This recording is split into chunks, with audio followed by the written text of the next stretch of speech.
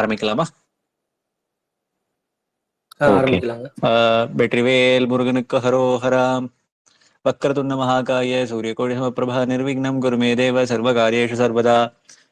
சதாசிவ சமாரம்பாம் சங்கராச்சாரிய மத்யாம் அஸ்மதாச்சாரிய பரியந்தாம் வந்தே குரு பரம்பராம்.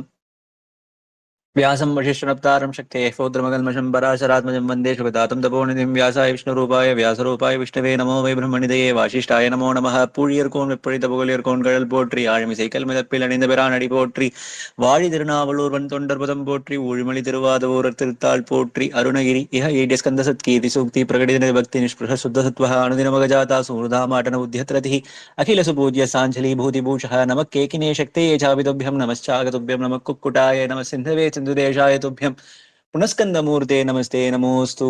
யுககோடி முடிவின் மண்டிய சண்டமாருதம் உதித்த என்றைய நஞ்சவே ஒரு கோடி அண்டர் அண்டங்களும் பாதாளமும் பொற்குவடரும் வெகு கோடி மலைகளும் அடியினில் தகர்ந்திரு விசும்பிற் பறக்க விரிநீர் வேலை சுவரச் சுரர் நடுக்கங்கொலச் சிறகை வீசிப் பறக்கும் மயிலாம் நககோடி கொண்டவுணர் நெஞ்சம் பிளந்த நரகேசரி முராரி திருமால் நாரணன் கேசவன் ஸ்ரீதரன் தேவகி நந்தனன் முகுந்தன் மருகன் முகக்கோடி நதிகரன் குருகோடி அனவரதம் முகிலுளவு நீலகிரிவாள் முருகன் உமை குமரன் அரு முகன் நடவு விகடதட மூரிக் கலாப மயிலே. இன்றையதால் நாளைய தினம் காலையில தைப்பூச திருநாள். அதனை முன்னிட்டு இன்றைய திருப்புகழ் இல்ல ஒரு மயில் வகுப்பு. அருணகிரிநாதர் பல வகுப்புகளை செய்துள்ளார். முன்ன நம்ம திருச்செந்தில் வகுப்பு பார்த்திருக்கோம், வேல் வகுப்பு ரொம்ப பிராபல்யமான ஒரு வகுப்பு பார்த்திருப்போம், பெருத்த வசன வகுப்பு பார்த்தோம், தேவேந்திர சங்க வகுப்பு பார்த்தோம். அதன் அடிப்படையில் அதன் வரிசையில் இன்றைய தினம் மயில் வகுப்பு கொஞ்சம் ரேரான ஒரு வகுப்பு. மணிமந்திர ஔஷதம் சொல்லக்கூடிய சீர்பாத வகுப்பு, தேவேந்திர சங்க வகுப்பு, வேல் வகுப்பு இதெல்லாம் ரொம்ப பிராபல்யமாக இருக்கக்கூடிய வகுப்பு. மயில் வகுப்பு ஏனோ அந்த அளவுக்கு பிராபல்யமாக இல்லை. நீங்க ரெக்கார்டிங் போட்டு பாத்தீங்கன்னா கூட மயில் வகுப்பு ரொம்ப ரொம்ப கம்மியா இருக்கும். அப்படியான அந்த மயில் வகுப்புல இருக்கக்கூடிய இமேஜரி ரொம்ப அழகாக இருக்கும். எல்லா வகுப்புகள்லயும் எனக்கு ரொம்ப பிடிச்ச வகுப்பு மயில் வகுப்பு தான். ஏன்னா அந்த அந்த டிஸ்கிரிப்ஷன் இருக்கும் பொழுது அந்த டிஸ்கிரிப்ஷன் ஆனது ரொம்ப ரொம்ப இமேஜினேட்டிவா ரொம்ப அழகா இருக்கக்கூடிய ஒரு டிஸ்கிரிப்ஷன் இங்க இருக்கும். அந்த மயிலின் பராக்கிரமம் சொல்லும் பொழுது அருணகிரிநாதர் என்ன வகையான ஓமைகள் எல்லாம் பிரயோகப்படுத்துகின்றார் என்பதை கண்டாலே அதில் உள்ள அந்த அந்த ஆனந்தமானது நல்லா அழகா இருக்கும். சோ அப்படி அந்த இருக்கக்கூடிய மயில் வகுப்பு, மயில் பத்தி நமக்கு சொல்லணும்னு அவசியமே இல்லை. பிரணவ ஸ்வரூபமாக விளங்கக்கூடியது, பிந்துவாக விளங்கக்கூடியது அந்த மயிலானது. சொல்லும் பொழுது ஆடும் பரி அப்படின்னு சொல்றார் மயில. ஆடும் பரிவேல் அணி சேவல் என பாடும் பணியா அருள்வார் தேடயமா முகனை செருவில் சாடும் தனியானே சகோதரனே என்று கந்தரனுபூதியில் முதல் பாட்டு எழுதும் போது என்ன சொல்றாரு? ஆடும் பரி அப்படின்னு சொல்றார். குதிரையோட ஒப்பிடுவதாக இங்க சொல்றார். பரினா குதிரை. மயில் தானே சொல்லணும், குதிரை ஏன்னா அப்படி நிமிஷ மாத்திரத்தில் அங்கிருந்து இங்க வரக்கூடியது. முருகனை நினைத்த மாத்திரத்தில் முருகன் எப்படி வருவார் அப்படின்னு சொல்லும் பொழுது மயில் மேலே ஏறி வருவார். மயிலானது அந்த வேகத்தை சொல்வதற்காக, அந்த வேகமா இருக்கக்கூடிய நமக்கு டக்குன்னு தோன்றது என்ன? ஒரு குதிரை. ஆடும் பரி என்று சொல்கின்றார். அது மட்டும் கிடையாது. அருணநாதர் ஒரு டிஸ்கிரிப்ஷன் ஒரு சொல்லும் பொழுது, முருகனோடு ஒரு ஐக்கிய பாவம் சொல்லும் பொழுது என்ன பண்ணுவார்? ஜென்ரலா எனக்கு கையில வேல் இருக்கணும், முன்ன மாதிரி நான் இருக்கணும், இப்படி சாயுஜி பாவம் சொல்லும் பொழுது என்ன சொல்வார்? இந்த மயில் மேல நான் ஏறி உட்காரணும் அப்படின்னு சொல்லுவார்.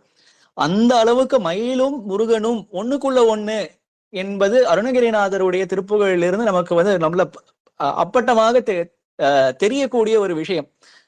அப்படி நிறைய பேருக்கு எப்படி இருக்கும்னா, முருகனுடைய அருள் ஒண்ணு வரும் அப்படின்னு சொன்னா கனவுல மயில் வரும். சில பேருக்கு வேற ஏதாவது சில விஷயங்கள் நாகம் வருவது உண்டு. வேற ஒரு ஸ்டேட்ஸ் எல்லாம் சொல்லும் பொழுது, வேற மாநிலத்துக்கு சொல்லும் பொழுது நாகம் கனவுல வந்தா சுப்பிரமணிய சுவாமி ஏதோ சொல்றாரு அப்படின்னு சொல்றது உண்டு. ஆனால் அந்த அருள் வரும்பொழுது அந்த சில அறிகுறி எல்லாம் தெரியும் பொழுது சில பேரை சொல்லி கேள்விப்பட்டிருக்கேன். முருகன் பாட்டு பாடும்பொழுது மயில் முன்ன ஆடிச்சு அப்படின்னு சொல்லுவாங்க நிறைய பேருக்கு. இந்த மயிலை பார்த்தாலே மற்ற வாகனங்கள், பல தெய்வங்களுக்கு பல வாகனங்கள் உண்டு, இருந்தாலும் அந்த மயிலுக்கு இருக்கக்கூடிய அழகு வேற எந்த வாகனத்துக்கும் இல்லை. ஓகேவா? அந்த அளவுக்கு மயிலானது அந்த அழகோட இருக்கக்கூடியது. அதற்கான மயில் அழகு ஒண்ணு இருக்கும் பொழுது பராக்கிரமமும் அந்த மயிலுக்கு உண்டு. அதால்தான் மயில் விருத்தம் சொல்லும் பொழுது நான் முதல்ல ஆரம்பிக்கும் போது சொன்னேன், யுககோடி முடிவில் மண்டிய சண்டமாறுதும் உதித்தென்றையன் அஞ்சவே சொல்லும் பொழுது வேலை சுவரச்சுர நடுக்கங்கொல சிறகை வீசி பறக்கும் மயிலாம். அந்த மயில் எப்படி இருக்குன்னா, பறக்கும் பொழுது அந்த உலகத்தையே அஞ்சி நடுக்கும்படி அப்படி சிறகு அப்படி வீசி பறக்குமா அப்படி சொல்றாரு இங்க. கடைசியை சொல்லுவோம், முருகன் உமை குமரன் அரு முகன் நடவு விகத மூரி கலாப மயிலே. கலாப மயில் என்று அந்த மயிலுக்கு ஒரு ஓமையோட சேர்த்து சொல்கின்றார்.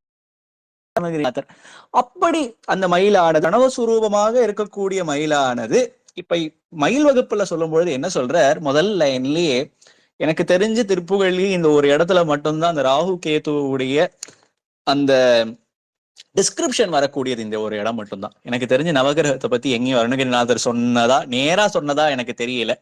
இங்க ஒண்ணு இருக்கு, நாளின் செய்யும் வினைதானின் செய்யும் இருக்கலாம், அதுல கோலன் செய்யும் சொல்லிடுவார். அதே ஒரு இதுல ஆனா சொல்லும் பொழுது இந்த ராகு கேத்துவுடைய தோஷமானது எப்படி இருக்கு அப்படின்னு சொல்வதாக இந்த முதல்ல இருக்கக்கூடிய லைன், அதற்கு அது உபாயமும் அதிலேயே சேர்த்து சொல்லிடுவார் அருணகிரிநாதர்.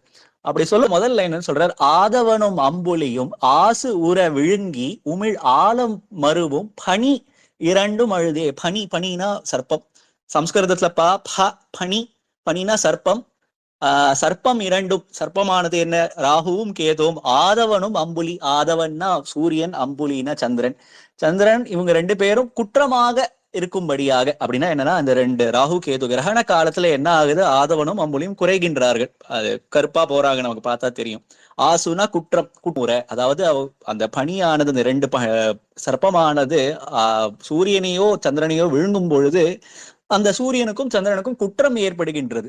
ஆசு உற விழுங்கி உமிழ், உமிழ் மருவும், உமிழ் ஆழம் மருவும். அப்படின்னா ஆழம்னா இந்த இடத்துல பாய்சன், அதாவது விஷத்தை கக்குகின்ற பனி இரண்டும், பனி இரண்டும், இந்த ராகுவும் கேதுவும் இரண்டும் அழுதே.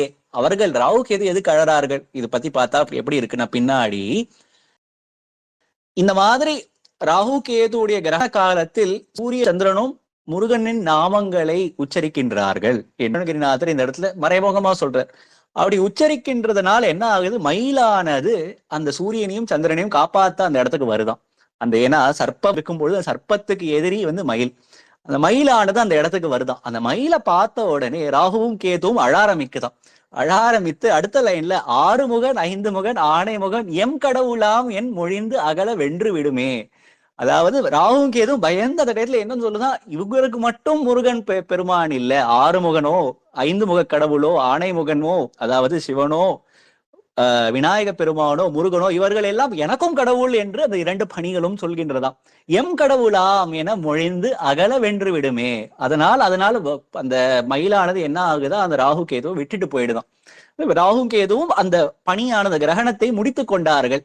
அந்த முடிக்கும் பொழுது என்ன ஆகுது, முடிப்பதற்காக சூரியனும் சந்திரனும் சண்முக நாமங்களை ஜபிப்பதனால் அவர்களை காப்பாற்ற மயிலானது அங்கே வர பயந்து கொள்ள, அந்த ராகுவும் கேதுவும் பயந்து கொள்ள, அவர்களும் ஆறுமுகன் ஐந்து முகன் என் கடவுளும் ஆறுமுகன் ஐந்து முகன் தான் என்று ராகுவும் கேதுவும் சொல்ல, சூரியனையும் விடுபட்டு இவர்கள் எல்லாம் மயிலானது இவர்கள் ரெண்டு பேரையும் விட்டுட்டு போகுது அப்படின்னு சொல்லி வென்று விடுமே, அதாவது அகல வென்று விடுமே. இவங்க ரெண்டு பேருக்கு விமோசனம் மட்டும் கிடைக்காம ராகு கேதுவையும் மன்னித்து விடுகின்றது மயில்.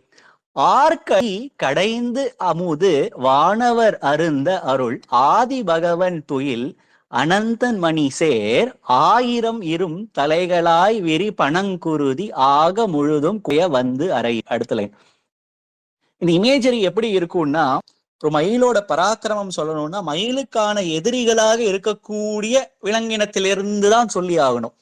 அதுல என்ன இல்ல, மத்த ஒரு மயிலுக்கு ஒப்பிட்டு இருக்கக்கூடிய வேறு பறவைகளோடு ஒப்பிட்டு சொல்லி ஆகணும். அதனால முதல்ல எடுத்த உடனே ரெண்டு சர்ப்பம் சொல்லிட்டார். சர்ப்பங்கள்லயே பெரிய சர்ப்பமாக விளங்கக்கூடியது ஆதிசேஷன். ஆதிசேஷனையும் மயிலானது வென்றுவிடும் என்பதை சொல்லி ஆகணும். சொல்றதுக்கு தான் இந்த லைன் சொல்றார். அந்த பராக்கிரமமானது எப்படி இருக்கும் அப்படின்னு சொன்னா, ஒரு விஷயத்த பராக்கிரமம் சொல்லணும்னா என்ன சொல்லுவோம், அதற்கு இனிமையா இருக்கக்கூடிய வர்க்கத்திலிருந்து எல்லாத்தையும் ஆட்டி படைக்கின்றதுன்னு சொல்லணும். சேம் கிளாஸ் ஆஃப் ஸ்பீஷீஸ்ல இருந்து இருக்கக்கூடியது, அதாவது மேல பறவை அந்த மயிலானது இருக்குன்னு சொல்லணும்.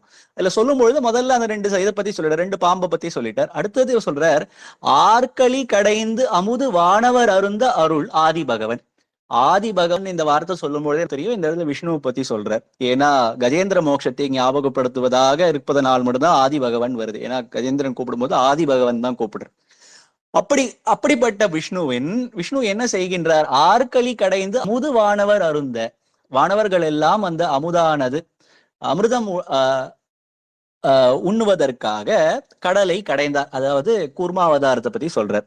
அப்படிப்பட்ட விஷ்ணுவானவர், ஆதி பகவனானவர் துயில் அவர் எங்க படுத்துக் கொண்டிருக்கின்றார்? அனந்தன். அனந்தன் என்றால் ஆதிசேஷன்.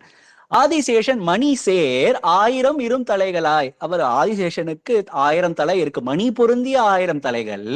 விரி, விரினா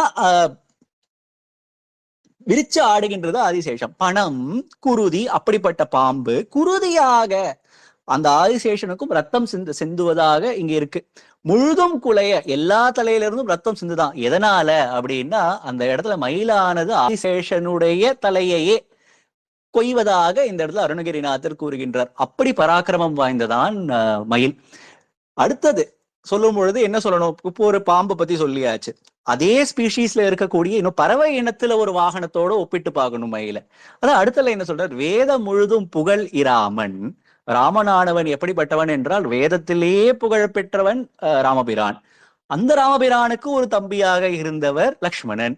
தம்பி மிசை அவர் மீது, லக்ஷ்மணன் மீது வீடனன், விபீஷணனுடைய அரும்தமையன் ராவணன், மைந்தன் இகலாய் இந்திரஜித்தானவன் அவன் மீது பகை கொண்டு, என்ன இந்திரஜித் நாகாஸ்திரம் பிரயோகப்படுத்துவான். ராமாயணத்துல நமக்கு அந்த கதை தெரியும்.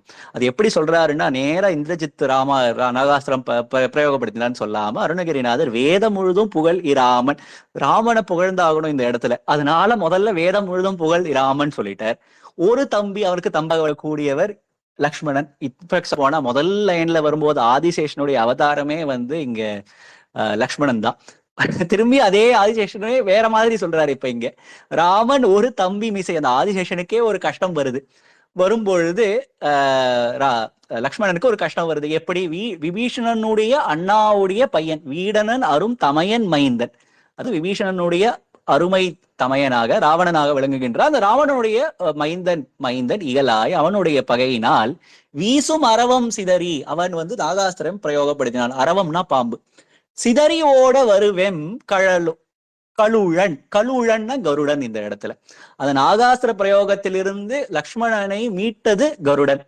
அந்த கருடனுக்கு கொஞ்சம் கர்வம் வந்துதான். கர்வம் வந்த உடனே மேல் இடி எனும்படி முழங்கி விழுமே. அந்த மயிலானது கருடனுடைய அந்த கர்வத்தையும் போக்குவதற்காக கருடன் மீது இடியாக விழுந்ததாம். முழங்கி விழுமே. அருணகிரிநாதர் சொல்லிட்டாரா? அடுத்தது பொழுது மேதினி திரும்பியும் ஒரு ஆதிசேஷன் பத்தி சொல்றார். மேதினி சுமந்த பெருமாசுனம். மேதினின்னா இந்த பூமியையே சுமந்த மாசுனம். மாசுனம்னா பெரிய பாம்பு. பெரிய பாம்பா விளங்கக்கூடிய ஆதிசேஷன். ஆதிசேஷனே மயங்கக்கூடிய அளவு அந்த பூமியின் மீது நகத்தை செலுத்தியதாம் மயில். அந்த சரணம் கொடு உலகெங்கும் உழுமே. நகமேவு சரணம் கொடு. அந்த எந்த பூமியை ஆதிசேஷனானது தாங்கிக் கொண்டிருந்ததோ அந்த பூமியின் மீது நகங்களை பதித்ததாம் மயில். அதனுடைய பாரம் தாங்காமல் ஆதிசேஷனானவன் மயங்கி விழுகின்றான் என்று சரணம் கொடு உலகெங்கும் உழுமே. அடுத்தது வேலி என என் திசை வாழும் உரகம் தளர வே அழல் எனும் சினமுடன் படருமே. அதனுடைய பராக்கிரமம் எப்படி இருக்குன்னா, பூமியை சுத்தி 8 சர்ப்பங்கள் இருக்கா. அந்த சர்ப்பங்கள் எல்லாம் திசையில் வாழும் உரகம் தளர, அந்த சர்ப்பங்கள் எல்லாம் தளர. வார்த்தைகள் எல்லாம் நல்லா இருக்கும். ஒரு இடத்துல மாசுனம் சொல்றாரு பாம்புக்கு, பனின்னு ஒரு இடத்துல சொல்றாரு, உரகம்னு சொல்றார், அரவம்னு சொல்லுவார், நாகம்னு பின்னாடி ஒரு இடத்துல வரும். பல சினானிம்ஸ். அந்த ஒரு பாம்புன்ற ஒரே விஷயத்துக்கு பல வகையான சினானிம்ஸ் யூஸ் பண்ணிக்கிட்டே வருவார். இந்த இடத்துல உரகம் சொல்றார். உரகம் தளர, அப்படி பூமியை சுத்தி இருக்கக்கூடிய எந்த திசையிலும் இருக்கக்கூடிய உரகங்கள் எல்லாம் தளர. வேழல் சினம் கொண்டதாம் மயில்.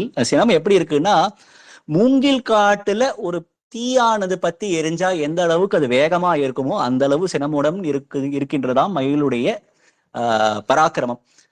அடுத்தது பொழுது ஒரு பேர்டு ஒண்ணு சொல்லிட்டார், ஒரு சர்பண்ட் சொல்றார், ஒரு பேர்டு சொல்லுவார், ஒரு சர்பண்ட் சொல்லுவார். இப்போ ஒரு பேர்டு சொல்லி ஆகணும். ஒரு அதே இனத்துல இருக்கக்கூடிய ஒரு பறவை இனத்துல இருக்கக்கூடிய ஒண்ணு மேல் பராக்கிரமம் செலுத்த வேண்டும் மயில். சொல்லும் பொழுது இங்க என்ன சொல்றார்? போதினில் இருந்த கலை மாதினை மணந்த உயர் போதனை இறந்து மலர் கொண்டு முறையே பூசனை புரிந்து கொடியாகி மகிழ் ஒன்றும் துகிர்போல் முடி விளங்க வரும் அஞ்சம் அடுமே. போதினில் இருந்த, போதுனா தாமரை, தாமரை மீது இருக்கின்ற கலைமாது சரஸ்வதி, கலைமாத சரஸ்வதி, மாதினை மணந்த உயர் போதனை, சரஸ்வதியின் கணவனாக விளங்கக்கூடியவர் பிரம்மா. உயர் போதனை அதாவது உயர்ந்தவர் பிரம்மாதான். ஞானத்திலேயே உயர்ந்தவர், உயர்போதன் பிரம்மா. அப்படி பிரம்மாவின் கொடியாகி அந்த பிரம்மாவுக்கு என்ன பண்ணுதா, மலர் கொண்டு பூஜை செய்தது. எது? ஹம்சமானது பூஜை செய்தது பிரம்மாவை நோக்கி. அந்த பூஜையின் பலனினால் பிரம்மாவின் கொடியில் கொடியாகி மகிழ்ந்தது ஹம்சமானது. அதற்கு அந்த பலனாக கொடியில் வந்தது. ஹம்ச கொடி ஒடி விளங்குவது பிரம்மா. அப்படி ஹம்ச கொடியில நான், அந்த பிரம்மாவோட கொடியில நான் இருக்கேன் அப்படின்னு சொல்லி ஹம்சத்திற்கு ஆணவம் வந்தது. அந்த ஆணவத்தினால் என்ன பண்ணுனா, துகிர் போல் முடி விளங்க வரும். அந்த தலை மேல அந்த கொண்டை இருக்கும், மேல நல்லா பார்த்தா தெரியும். அந்த ஹம்சத்துக்கெல்லாம் இந்த பின்னாடி 4 இது மாதிரி வரும். அது நல்லா வீசி இப்படி வந்து ஹம்சமானது கர்வத்துல இப்படி பண்ணிச்சான். அந்த பவளம் போல இருக்கக்கூடிய அந்த கொண்டையை அப்படி வீசி கர்வத்தினால் ஆடியது. அந்த ஆடும் பொழுது அதற்கும் ஒரு தண்டனை கொடுத்ததாம் மயில். விளங்க வரும் அஞ்சம் அடுமே. அதற்கும் அந்த ஹம்சத்திற்கும் ஒரு தண்டனையை அளித்தது மயில். பூதரோடு கந்தர்வர் நாதரோடு கிம்புருஷர் பூரண கணங்களோடு வந்து தொழவே. ஒரு காலத்தில் பூதர்களும் கந்தர்வர்களும் நாதர்களும் கிம்புருஷர்களும் இவர்கள் எல்லாம் பூரண கணங்களோடு எல்லாம் வந்து முருகனை தொழவே. அப்பொழுது போரிடுவ என்று வெகு வாரணகண உயிர் போயினம் எனும்படி எரிந்து விழுமே. அப்பொழுது ஒரு யானை கூட்டமானது அங்கே வந்து போர் செய்ய, அந்த யானை கூட்டங்கள் எல்லாவற்றையும் போரிட்டு வென்றதாம் மயில். எதற்குன்னா, இது எப்படி எடுத்துக்கணும்னா, இந்த அப்படியே முருகன் மேல ஒரு பூஜை பண்ணணும்னு சொல்லி ஒருத்தர் சில பேர் வந்தாலும் அவர்களுக்குள்ள அந்த கிளேஷங்கள் எல்லாம் இருக்கும். உள்ள இருக்கக்கூடிய ஷட்ரிப்புக்கள் அதெல்லாம் வாரணங்கள், அதையும் வென்றதாம் மயில். அப்படி ஒரு இதை எடுத்துக்கலாம், மெட்டபர் ஒன்று எடுத்துக்கலாம். வேற என்ன, பூதர் கந்தர்வர் இவர்கள் எல்லாம் பூஜை செய்யும் பொழுது ஒரு வாரணங்கள் வந்தது, மயில் வந்து வென்றதுன்னு இல்லாம நமக்குள்ள இருக்கக்கூடிய அந்த வாரணங்களையும் வெல்லக்கூடியது அந்த மயில். எதிர்ந்து விழுமே. கோதகலும் 5 மலர் வாளி மதனன் பொருவில் கோல உடல் கருகி வெந்து விழவே. கோதகலம்னா கோது அகலும், அதாவது எந்த விதமான குற்றமும் இல்லாத 5 மலர் வாளி பஞ்சபானம் புந்திய அந்த மன்மதன் பொருவில் கோல உடலம் கருகி, அவன் உடல் கருகி விழுந்தான். சிவபெருமானின் 3வது கண் திறப்பினால் விழுந்தான் தெரியும். அந்த விழும் பொழுது கோபமோடு கண்டவிழ் நாதர், அந்த நாதர் சிவபெருமான் காணும் பொழுது அவன் விழுந்தான் அல்லவா. அவர் அணிந்துள்ள அந்த பாம்பு எல்லாம் இருக்கே, அதெல்லாம் கூட மயிலை பார்த்து அஞ்சி வளை சென்று புகவே. வளைனா அதனுடைய வீடு, பரோஸ்ன்னு சொல்லுவோம், உள்ள அந்த குழி இருக்கு இல்லையா, அந்த வளை சென்று புகவே. அப்படி பராக்கிரமம் வாய்ந்ததாம் மயில். சொல்லும் பொழுது ஆதிசேஷன் சொல்லிட்டார், கருடன் சொல்லிட்டார், ஹம்சம் சொல்லிட்டார். இந்த இடத்துல சிவபெருமான் அணிந்திருக்கக்கூடிய அரவங்கள் எல்லாம் அஞ்சி புகவே. எல்லா ஜீவராசிகளையும் கட்டுப்படுத்தி வைத்துள்ளது மயில். கூவி கடைசியில என்ன பண்ணுது, மயிலானது கூவி இரவு அந்த உணர் வாழி என நின்று பொறு கோழியோடு வென்றி முறையும் பகருமே. அப்படிப்பட்ட மயிலானது இரவு முடிந்தது, அதாவது அஞ்ஞானம் முடியும் சமயத்தில், அஞ்ஞானம் முடியும் போது, இரவு முடியும் போது என்ன ஆகும், ஒரு சேவலுடைய அந்த கூவல் நமக்கு எல்லாம் காதுல விழும். இந்த நாதஸ்வரூபமாக இருக்கக்கூடிய அந்த சேவலோடு எப்படிப்பட்ட சேவல் என்றால், இரவு அந்தம், ராத்திரி முடிஞ்சிருச்சுப்பான்னு சொல்லக்கூடிய அந்த சேவல், அந்த சேவலோடு வெற்றிக்கான ஸ்ட்ராட்டஜி முறையெல்லாம் மயிலும் சேவலும் வந்து பகிர்ந்து கொள்கின்றதாம். இந்த இடத்துல சொல்றாரு, அழகான ஒரு இமேஜரி. இதுக்கு நிறைய விதமான ஒரு பொருள் உண்டு. இங்க நம்ம ஸ்பேஸ்ல வந்து கீழே அரவிந்தன் ஒருத்தர் இருக்காரு. ஆக்சுவலா நீங்க பாத்தீங்கன்னா லாங் ஹேண்ட் நோட்ஸ்ன்னு இருக்கும். அவர் ஒரு அழகான ஒரு இது சொன்னார். மயிலானது பிந்துவிற்கு சமானம், சேவலானது நாதத்திற்கு சமானம். அந்த நாதமும் பிந்துவும் சேர்ந்தால் அதிலிருந்து வரக்கூடியது முருகப்பெருமான், அதாவது கலாரூபமாக இருக்கக்கூடிய முருகப்பெருமான். அதனால அந்த ரெண்டும் சேர்ந்து பகரும் பொழுது அடுத்த லைன் சொல்றாரு, கோலமுரு செந்தில் நகர் மேவு குமரன் சரண கோணதம் அன்போடு வணங்கும் மயிலே. அடுத்த லைன்லயே இது ரெண்டும் சேர்க்கைக்கு அடுத்தது முருகப்பெருமானுடைய சரணங்கள் பத்தி வருது. இப்படி எடுத்துக்கலாம். அந்த நாதமும் பிந்துவும் சேர்ந்தால், அந்த பிரணவ சுரூபமாக இருக்கக்கூடிய பிந்துவும் அந்த நாதஸ்வரூபமாக இருக்கக்கூடிய அந்த சேவலும் சேர்ந்தும் பொழுது முருகப்பெருமானுடைய அந்த கலைகளானது நமக்கு கண்ணுக்கு தெரியுது சொல்லலாம். ஒண்ணு. அந்த பிந்து பொழுது ஒரு புள்ளி, ஒரு ரொம்ப கரெக்டா சொல்லணும், ரொம்ப மெட்டபாரிக்கலா சொல்ல முடியாது, அது ஒரு லிட்ரல் மீனிங் எடுத்தா புள்ளின்னு சொல்லுவோம் பிந்துனா. ஆனா மயிலானது ஒரு புள்ளி கிடையாது. மயில் ஒரு புள்ளியில ஏதாவது அழகுன்னு ஒண்ணு கிடையவே கிடையாது. ரொம்ப சின்னதா சிம்பிளா இருக்கக்கூடியது. ஆனா மயிலானது எப்படி இருக்கு, பார்க்கும் பொழுதே அதற்குள்ள இருக்கக்கூடிய எல்லா அழகு, பல வகையான கலர், ரொம்ப அழகான ஒரு பறவை. மயிலை பார்த்து யாருக்கும் பிடிக்காதுன்னு சொல்லவே மாட்டாங்க யாராவது. மயில் எனக்கு பிடிக்காது, பாக்குறது கலர் நல்லாவே இல்லை அப்படின்னு யாராவது சொல்லுவாங்களா? இதற்கு மயூராண்ட நியாயம் அப்படின்னு காஷ்மீர சைவத்துல ஒரு விஷயம் இருக்கின்றதாம். அதுல என்ன சொல்றாங்கன்னா, அந்த காஸ்மோஸ் இருக்கக்கூடிய எல்லா மேனிஃபெஸ்டேஷனும், அதாவது பல வகையான தோற்றங்களும், மயிலுக்கு எப்படி எல்லா தோற்றமும் இருக்கின்றதோ அந்த அந்த தோற்றங்கள் எல்லாம் மயிலுடைய அண்டத்திற்குள்ளே இருக்கு. மயில் முட்டை இருக்கு இல்லையா, அதுக்குள்ள முட்டை பார்க்கும் பொழுது அந்த இருக்கக்கூடிய பல பல அந்த வகையான கலர்ஸ் எல்லாம் எப்படி மறைஞ்சு இருக்கும். அதே போல உலகத்தில் இருக்கக்கூடிய பல வகையான மேனிஃபெஸ்டேஷன், கலாசுரூபமாக இருக்கக்கூடிய எல்லா சிருஷ்டிகளும் அந்த பிந்துவிற்குள்ளே அடக்கும் அப்படின்ற மாதிரி இந்த இடத்துல பொருள் கொள்ள வேண்டும் என்று நம்ம இப்ப கீழே இந்த இருக்கார் இல்லையா, அவர் சொன்னார் இன்னைக்கு. ஆக்சுவலா அப்படி அந்த சைலண்டா இருக்கக்கூடிய அந்த மௌனமே சொரூபமாக இருக்கக்கூடிய அந்த மயிலும் நாதஸ்வரூபமாக இருக்கக்கூடிய சேவலும் ஒண்ணுக்கு ஒண்ணு பேசிக்குது. இதுக்கு இன்னொரு மீனிங் அவர் சொன்னார்.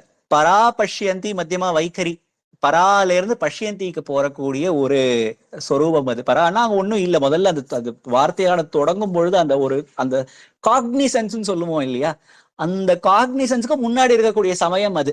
அதுல இருந்து அந்த பஷ்யந்திக்கு போகக்கூடியது, அதாவது இந்த மயிலானது தோகை பார்க்கக்கூடிய சமயம் இருக்கு இல்லையா, அந்த சமயத்தை குறிக்கக்கூடியதாம் இது ரெண்டும் சேர்க்கக்கூடிய அந்த நிலைமை.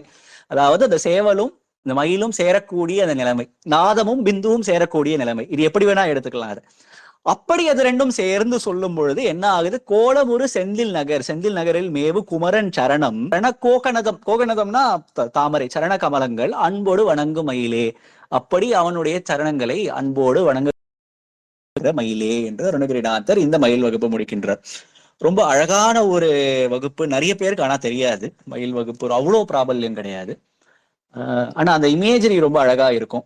எனக்கு தெரிஞ்சு இந்த சர்ப்பதோஷங்கள் ஜென்ரலா நிறைய இடத்துல, அதாவது ஆந்திர பிரதேசத்திலேயோ கர்நாடகத்துக்கோ சென்றால் அவங்க என்ன சொல்லுவாங்க, அந்த சர்ப்பமும் முருகப்பெருமானுக்கும் இருக்கக்கூடிய சம்பந்தத்தை தமிழ்நாட்டுல சொல்வது உண்டு. ஆனா அங்க இன்னும் ரொம்ப பிராபல்யமா சொல்லுவாங்க. நீங்க குக்கே சுப்பிரமணியா மாதிரி போனீங்கன்னா அந்த பாம்புக்கு கீழே அந்த முருகன் இருப்பாரு. ஆக்சுவலா தமிழ்நாட்டுல ஒரு கோவில் நமக்கு தெரியும், அதாவது நம்ம கிரி திருச்செங்கோடு, அது மேல ஒரு பாம்பு ஒண்ணு உண்டு. அதை தாண்டி மத்த எங்கேயாவது ஒரு நாகத்தோடு சம்பந்தம் அந்த அளவுக்கு பிராபல்யம் கிடையாது. ஆனா அந்த குண்டலினி சக்தியாக விளங்கக்கூடியது சர்ப்பம், உள்ள இருக்கக்கூடியது, நமக்குள்ளாம இருக்கக்கூடியது ஒரு சர்ப்பம். அந்த குண்டலினி சக்தியானது மேல சென்று சிவசக்தி ஐக்கியம் அடைந்தவுடன் முருகனை அடைகின்றது என்பது ஒரு ஐதீகம்.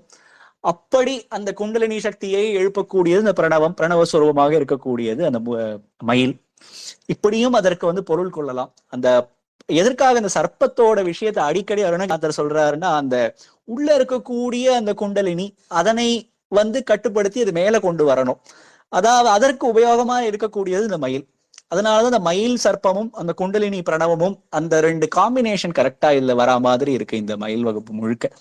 அப்படிப்பட்ட இந்த மயில் வகுப்பு ஒரு 4 ராகத்துல இப்ப நம்ம பாடுவோம். ஆக்சுவலா ராகமாலிகை முதல்ல பைரவி, நட பைரவி, ஆனந்த பைரவி, சிந்து பைரவி, எல்லாம் பைரவியில் இருக்கக்கூடிய ஒரு ராகங்கள்.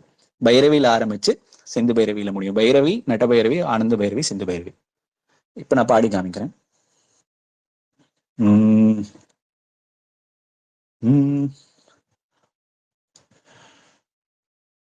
ஆதவனும் அம்புலியும் மாசுரமிழுங்கியுமிழ் ஆழமருவும்படி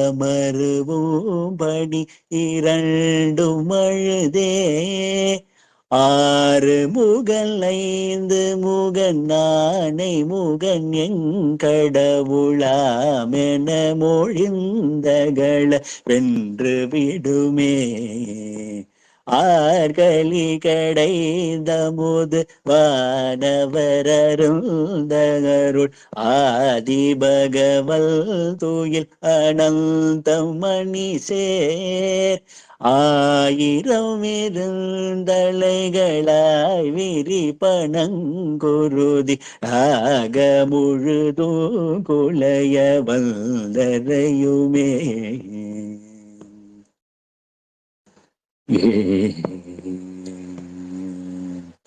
வேத முழுதும் புகழிராமனொரு தம்பி மீசை வீடனருள்தமயன் மைந்தன் நிகழாய், வீசுமரபம் சிதறியோடவர் வெங்கலுழ மேலிடியனும்படி முழங்கி விழுமே. மேனி சுமல்ந்த பெருமாசுனமயங்கனக மேவு சரணங்கொடொழுகெங்கு முழுமே. வேலியனையல் திசையில் வாழுமுரகல் தளரவே அழலெனும் சினமுடன் படருமே.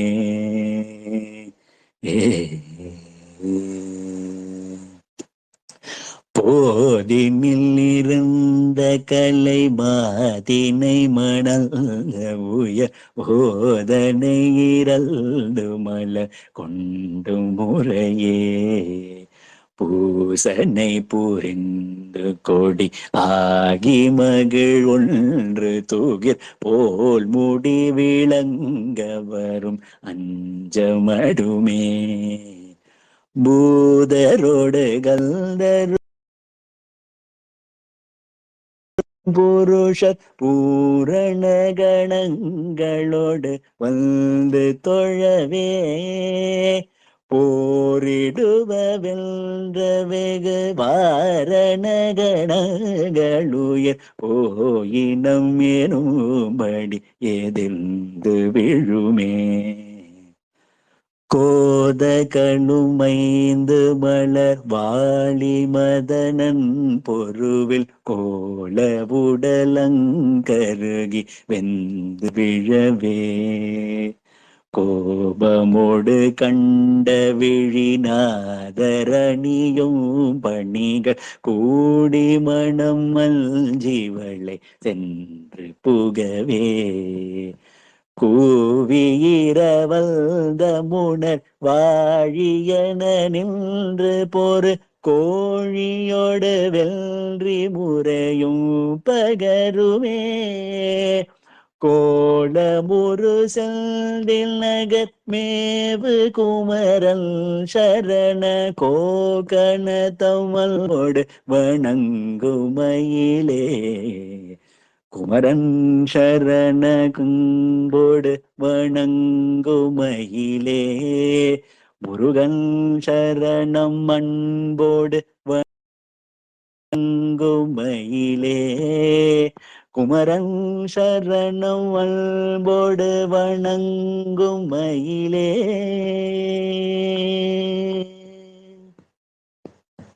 இன்று இந்த அளவில் முடித்துக்கொண்டு